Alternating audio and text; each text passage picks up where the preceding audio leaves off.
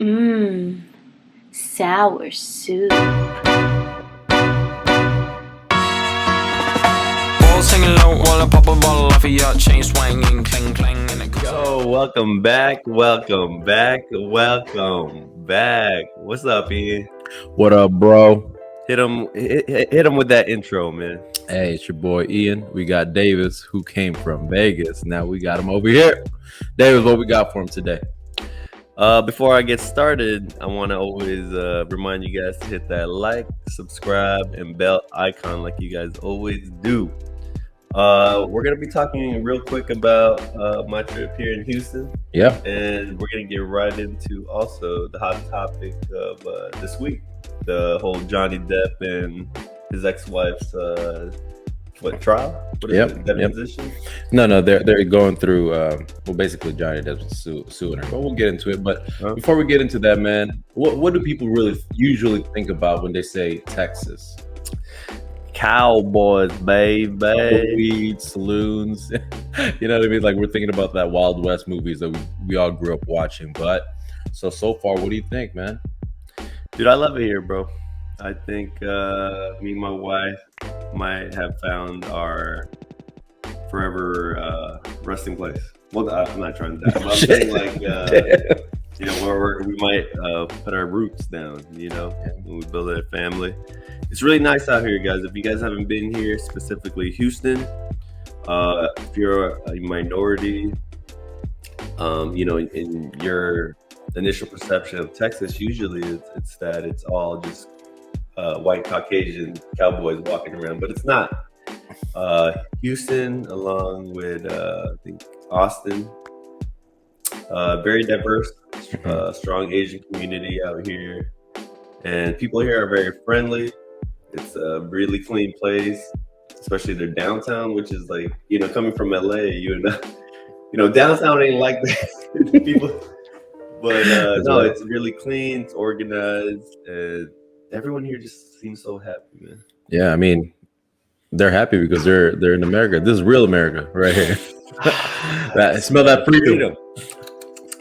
Taste it, man. Hey, speaking of freedom, you guys flew in no mask, right? How about that? Well, you know what? In Vegas, it's been no mask. That's good. So we've been kind of enjoying that, but out here, it's kind of like you feel it. Yeah, more people are for no mask. Yeah, and yeah, dude, just everyone out here just seems to be in the same vibe. If you like that kind of like slow pace, small town, the big city vibe, it's the right place for you. Yeah. But don't come out here yet until I buy my house, because I don't want the housing markets to go up even more. No, but like I think you said it earlier today. You were talking about how no one really hangs out at City Hall. That's such a weird concept. And over here, we got Sugarland City Hall. Town center really is what we call it. Everyone hangs out there. We went out to Jupiter's Waffle Pizza, fucking the shit. Love that place. Yeah, it's a nice grassy area. Everyone hangs out. You can actually drink in front of City Hall, which is kind of cool. Stick it out there. So it's a nice place to hang out. It's a very family-oriented city. And like you said, very diverse. We're actually in a very strong Asian community here in Missouri City and Sugarland. So didn't plan it out that way, being Asian myself coming out here, but it kind of just worked out that way, which is kind of cool. Easy transition for our family since we all kind of in that same community still. Yeah, no, definitely it's a good place to raise a family. Like in their city hall, like I don't know, what is that? There's like a big statue or something of the founder of Texas. Stephen F. Austin. Yeah, like there's big bold words of what Houston represents or what the community just believes in. They said it was like education, faith, like all these big words, right? And I think that's one of the things that's really missing in our society today. That's why it's being so, I don't know, everything just seems like it's going crazy right now because people are losing those traditional values that built a good foundation for a family. Because honestly, I'm just tired of hearing people say on TV or like when I speak to people, they're like, "Man, I miss the old days." Well, you know what the old days were?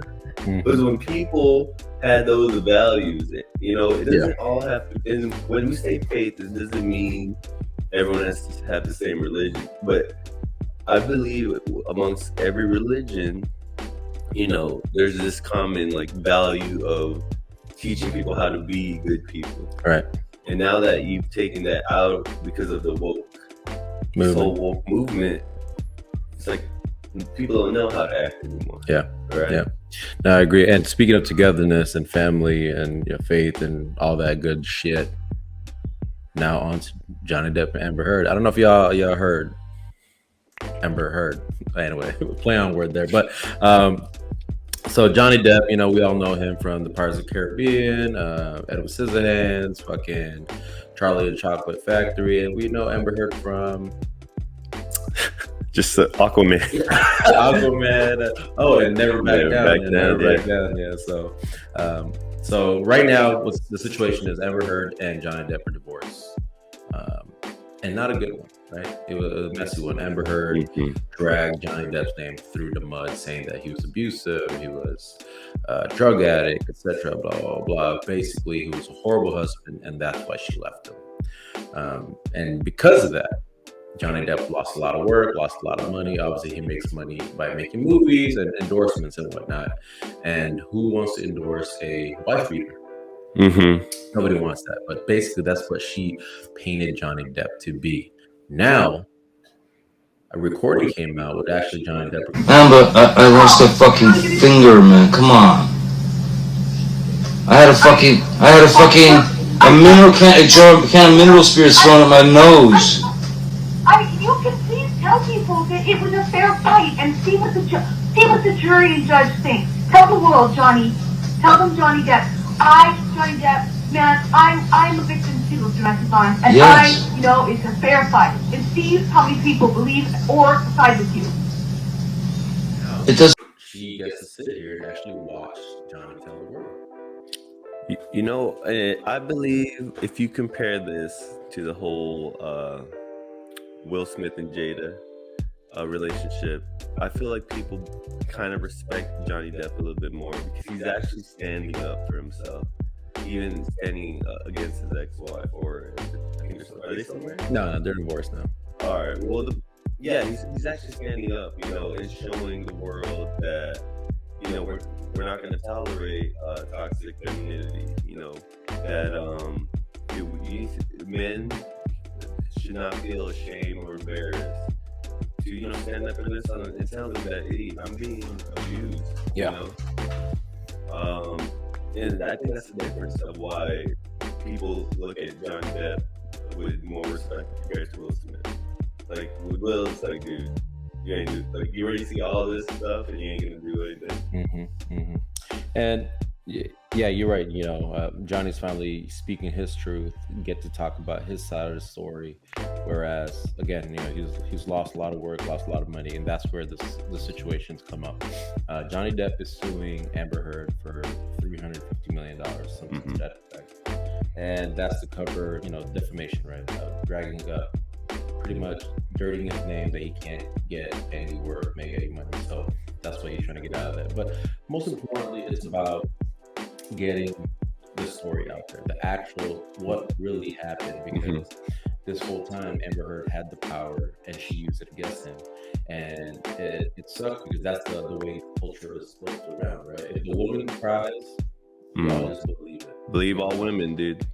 Yeah. I mean, I get it, you know, and when I say that, I want to be careful because I'm not trying to say that all women lie, but there are bad women out there. Yeah. And honestly, for Johnny Depp, like to be honest, he's lived a very private life. I think he always tried to protect his family among, you know, with that limelight, like his kids. That's, I think, what hurts him the most is that his kids are seeing their parents go through this. And for Johnny Depp, it's like, you know, I think it really hurts that,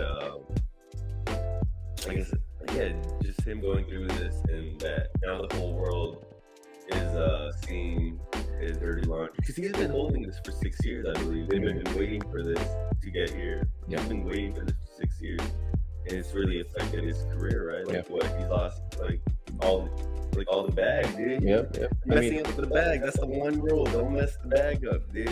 I mean, the one movie that came out recently, The Secrets of Dumbledore, he was supposed to be Grindelwald, but he got replaced, right? So that's just one of the many things. I think you really touched on the most important topic here, or the most important part of the situation is that his kids are affected, right? His kids are seeing all this crazy shit, and I'm sure wherever his family is at, they're being harassed by paparazzi, being asked all these questions. I can imagine his kids being asked all these questions at school, like, "Oh, your dad's a wife beater," blah blah.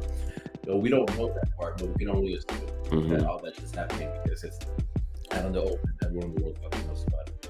So the trial's going on, and basically, I don't want to get too much into it because we'll have some clips of it in here. But everyone that's come up and basically backed up Johnny Depp. I mean, one of the people that backed him up is his wife for 25 years. This woman that he left to be with Amber Heard spoke up and said, "The 25 years I've known Johnny, he has been loving, caring, everything that is opposite of what Amber Heard has said." And that says a lot of words right there, because I don't know. I've never experienced it, but maybe you could shed some light. I don't know if exes really ever say anything good about their ex. You know what I mean? I mean, they're an ex for a reason, and yes, there are some marriages that fall apart, and it turns ugly, right? But in my case, yeah, it wasn't pretty in the very beginning, but we turned that around, and it was because we do have a daughter together, so we definitely used that as our pivoting point. Like, let's just focus on our daughter, and through that, our relationship got better. But you're right, majority of the time when you guys become exes, like fuck you. I'm gonna get this is my chance to get back at you. But for Amber Heard, like, what do you think would happen if she was found guilty? Like, what do you think would happen? I feel like society wouldn't even like really punish her still. Like, I feel like she'll just get a slap on the wrist. I think she is gonna lose a lot of work because she actually is not gonna be in the next Aquaman. Yeah. And so I think that we're coming to a turning point where the world understands that men can be abused too. Men can be victims as well. It's not all one-sided, you know. Abuse is equal opportunity, baby. Everyone can get a little bit of it. That's right, man. It's about respecting the differences, right? Yeah. Respecting the differences and the strengths of each individual. And I think what happened with Johnny Depp and his ex-wife was that I think she might have been jealous of his limelight, you know, because they were both still in the biz. And I've said it in the previous episode. Someone has to kind of just relinquish that title in order to save the family. Because if both people are trying to be famous, I think celebrities just have egos. Right. And that's how they got there, right? I mean, that's what made them so good and stand out, because you have to have that kind of ego. Yeah. But at the same time, that ego is going to catch up, and it might destroy your family. That's what's going on. I believe that's what happened with Johnny Depp and his ex-wife. Yeah, it's all about knowing when to the right place, right time kind of thing. I think, like, you go into work, this is what you do. Sure, bring that swag, bring that energy, that ego. But when it comes down to family, your wife, you need to pivot to a different mindset, right? And I think overall, like you said, that's how Johnny comes off to me, based off of people's testimonies, anything that people have said about Johnny Depp, that he's able to do that. He's like movie star, and then he comes home, he's all about family. And that's exactly what his wife said, and that's what all the witnesses have said, that he is a very loving, easygoing person, so easy to be around. In fact, he's so easy to be around that Amber Heard have found ways for her friends and family to also take advantage, living in his multiple homes for free, and driving cars for free. Man, that's crazy. You know what I mean? That's what do you call that? He's very selfless. Like, sheesh, letting other people drive your Ferraris and stuff. I don't know how I feel about that. But I guess when you make that much type of money, you're living a different kind of lifestyle, right? Right. You can just get another one. Yeah, I guess, but fuck that. Hey, my my wife's friend's not allowed to drive my fucking Lamborghini if I had one. I wish I had one. In any case, so everyone's come up. Johnny Depp's close friends, his employees have said this isn't that everything Amber Heard has said is false. It's not true. They've never seen any scratches or bruises on her, and that in fact that Johnny Depp was the one being abused. Now everyone's saying, yeah, that they work for him. Those are his friends. But people on Amber Heard's side as well, like her personal assistant, has actually come out and said, no, Amber Heard is a horrible person. They tried to discredit her by making her sound like a disgruntled employee, but in fact, the assistant did a very good job of sounding, just telling the truth, giving the facts of what she's seen. Again, no bruises, no cuts, scratch, anything. She's never seen on Amber Heard, and she is with Amber Heard every fucking day. Yes, man. That just goes to show you, man, when you're hot, life's easy, man. That's easy, man. That's the whole OnlyFans and everything. Kim Kardashian even started it. Dude, you come out with that sex tape, as long as you're hot, you're golden, man. Doesn't matter what you do. That's why I really believe that she's just gonna come out with a slap on the wrist when this happens, but hopefully she doesn't, man. Because women need to start seeing some examples of repercussion for their actions, And it's going back to that whole kind of what I was talking about here in Houston, like those traditional values, right? Like you gotta respect. We just gotta respect each other, and therefore meaning like you gotta respect your man, and vice versa. What else, man? It's keeping the family strong, man, and that's right. And I really hope that she doesn't come out of this with just a slap on the wrist. I think like justice needs to be served.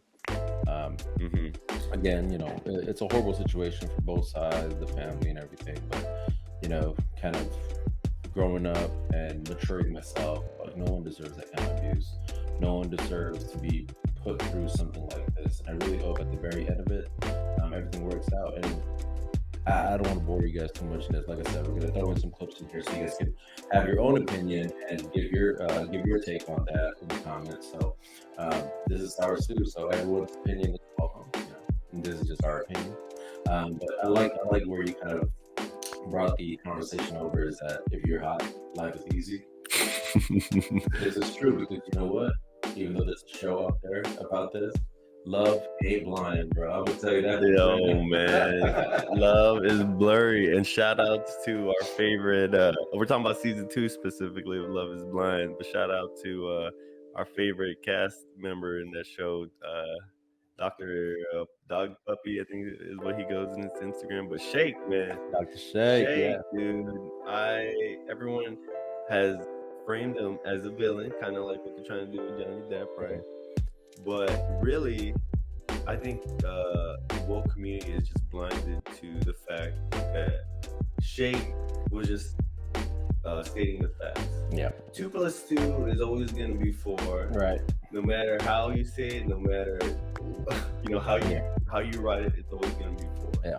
And that's what Shake was doing, and he did it really respectfully. But going back to if you're hot, you're very attractive. People are just gonna turn a blind eye, like that girl Shayna. Yeah, she was more fucked up than what Shake ever did in that show, man. Like, what she do? She dissed. She left that. So Shayna is one of the cast members of Love is Blind season 2, and she originally connected with the realtor, right? The big white guy, blonde dude, and he ended up with the Asian girl. I can't remember their names, but anyway, Shayna ended up with like a rebound guy. What was his name? Anyway, I call him the DP of the guy in the group. Right? He's the ugliest guy in the group. All right. So that's how I remember him, because he was not the most attractive. He was probably anyway.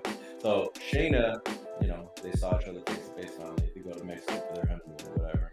And she left his ass. it's like she said, "Hey, can you sleep in your own room? I'll sleep in my own room." But really, that night she fucking came. She left. She's like, "I can't deal with this shit." And she came up with all sorts of fucking excuses because he's atheist. But really, the guy was like even trying to accept her views and trying to make it work. Whereas she was like, "I'm not physically attracted to him," and bounced. And no one cared about that. No one really cared about that. But Shake, Dr. Shake, he was being real. He was like, "Damn it, I don't know if I can wake up to her." I mean, he didn't say this, but I'm just thinking. I'm just thinking. He's like, "I don't know if I can wake up next to her every morning."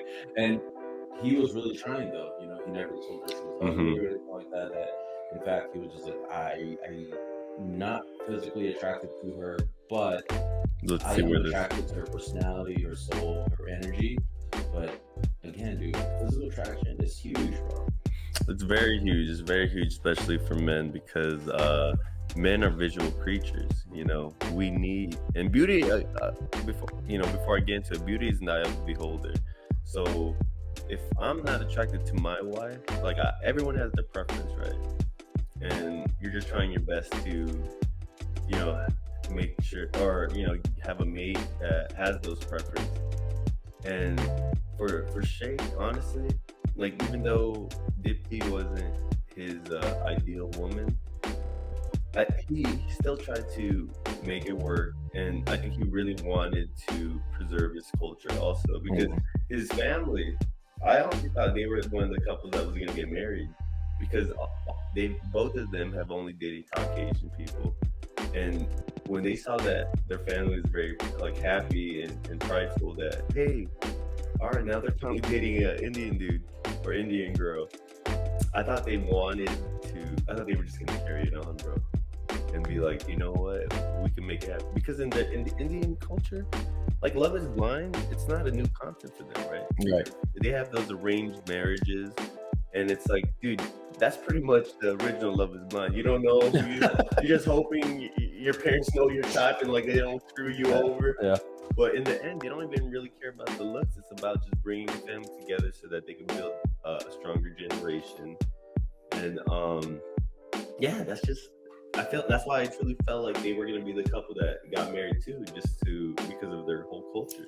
That's a good point, man. And I kind of want to go back to like, yes, physical attraction is important, but maybe that really just ties into our culture, right? We grew up here in the United States, and looks is the main factor for a relationship. I'm sure it's like that in a lot of countries too, but really, I feel like that's what we grew up knowing. Like, oh, we see all these hot celebrities and see all these people, and we see that's what we cater to and really put our focus into as a culture. Whereas, like you said, you said you have a buddy that's Indian, and they have these arranged marriages. And his response to you was that he didn't care about how she looked because it was about building a strong family.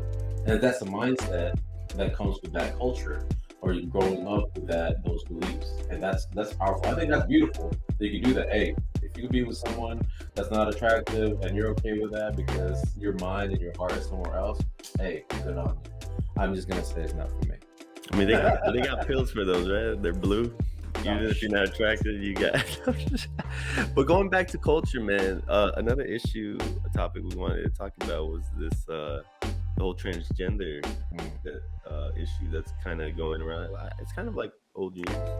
Right, it's kind of old news, but it's still really a good topic it. because I think it's one of those things that I don't want to say bothered. I think bothered is too strong a word because I'm not bothered enough to go do something about it. But I think it's fucked up for just the needs people to be involved. Addressed. Yeah. For the people involved, it's fucked up because we got these men that identify as women destroying women's sports, like the swimming event, right? Is the NCAA. This man was ranked 200 something, very low ranking. Went into the women's division because now he's transgender, just dominated, and he wasn't even trying. First of all, this guy, we're gonna have a picture. This guy's huge. He was taller. He was bigger than the interviewer. His back was so wide, like Cobra back, man. That he destroyed them. Like he was basically about to lap the other competitors, and I don't think that's fair, man. Yeah, no, it just goes back to respecting each other, each gender's differences and strengths, and just accepting that there are double standards like in life, and once we accept that, then we can move forward as a community and society and figure out what really does work. Yeah. Because if we continue to lie to each other like this, and then what do you call that? Preach that what is it? They like to say the millennials. Sorry, with millennials, but like that. Everyone gets in the work for participation. And honestly, we're gonna build some soft generations, right? Who can't handle like any, what's the word I'm looking for? Constructive criticism. Right. It's like people are just gonna let people do whatever they want because they're afraid to speak their mind, or they're afraid that of being ridiculed by society. But to be honest, this, in a way, I support and I don't support the whole transgender with them competing in the, what do you call it, sport with women. With women, like the specific, when men transgender transition to being a female. Yeah. Because the reason I don't support it, it goes back with what you're saying. Like, it takes away from the women competing, right? It takes away from all the hard work that they put in. But at the same time, I agree with it. Like, I kind of support it because it's now finally shedding light to the fact that there are differences, right? And if women do not, like traditional women do not accept that there are differences amongst men and women, then they're gonna equalize themselves to non-existence. And what I mean by that is, like you said, freaking men are becoming better women, are just outperforming women when it comes to sports, like the swimmer dude. Yeah. And even, dude, what is it, the number one woman in the world or something? They had it in a magazine. It was a transgender athlete. He's like a military officer. Oh yeah, something like that. Yeah. What's that? Yeah, no. The number one woman is a man? See, like, I don't think that's right, because now you're representing the whole women side, but you're not really a woman. And exactly. I can't speak for women, but I can't imagine that's a good thing. Like, they wanted the female gender to rise as well, to be equal as men, but now you have a man representing the women.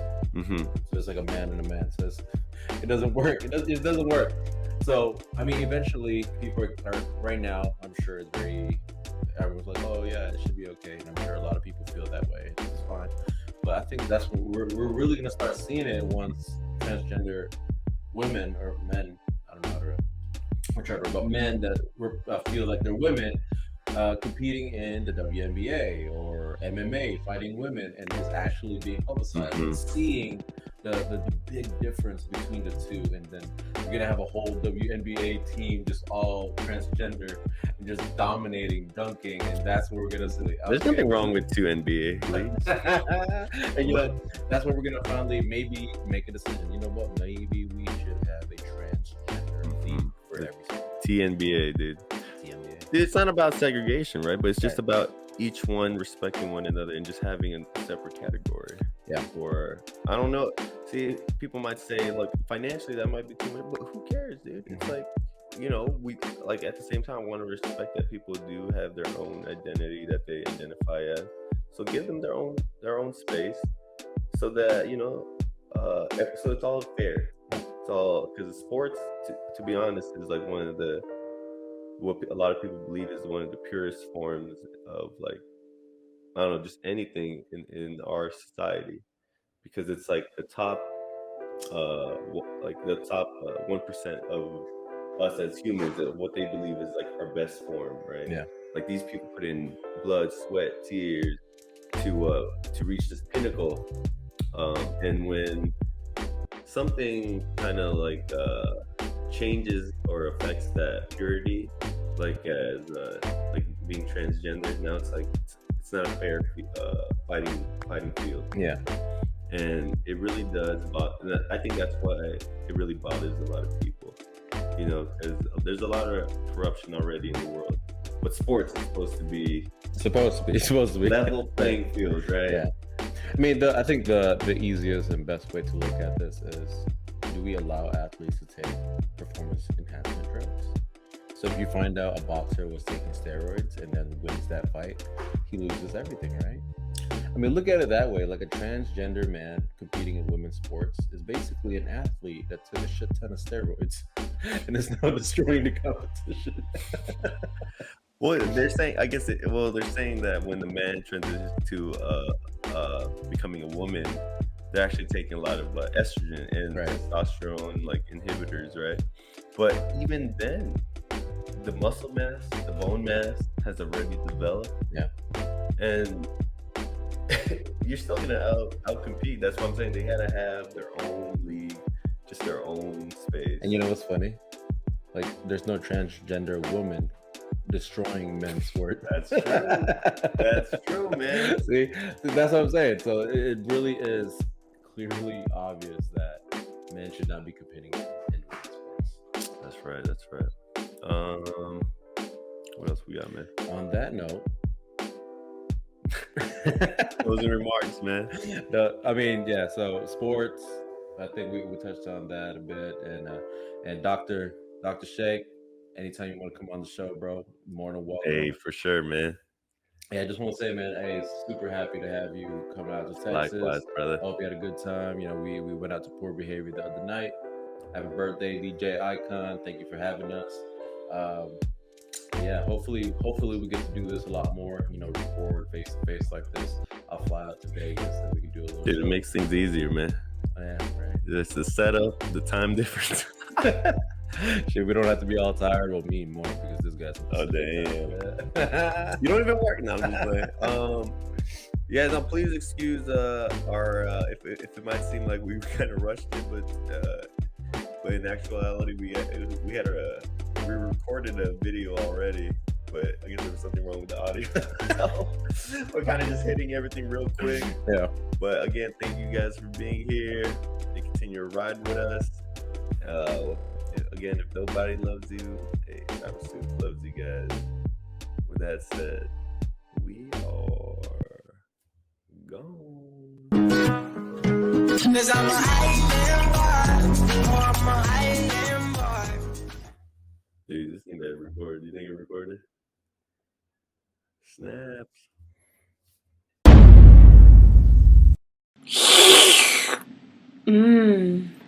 Sour soup.